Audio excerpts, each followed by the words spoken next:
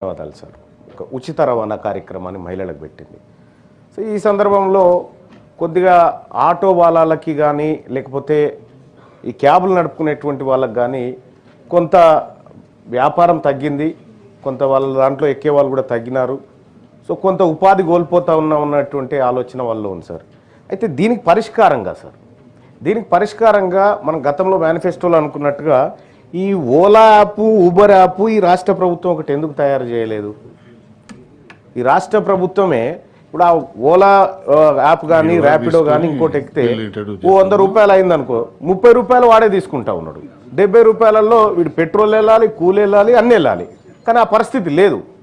కాబట్టి రాష్ట్ర ప్రభుత్వం ఒక యాప్ను క్రియేట్ చేసి దాని నిర్వహణ ఖర్చు కోసం ఒక 5%, 6% నిర్వహణ ఖర్చుకు తీసేస్తే మిగతా డబ్బులు కనుక ఆ కష్టపడేటువంటి కార్మికులకు, ఆటో డ్రైవర్లకు వీళ్ళకి ఇవ్వడం ద్వారా ఏం జరుగుతుందంటే ఎక్కువ లాభం జరుగుతుంది. ఎందుకు ఇక్కడ ఆర్టీసీ వల్ల జరిగినటువంటి దెబ్బను ఈ రకంగా పూడ్చుకునేటువంటి అవకాశం ఒకటి ఉంటుంది సార్.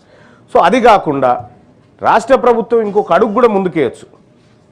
Only RTC bus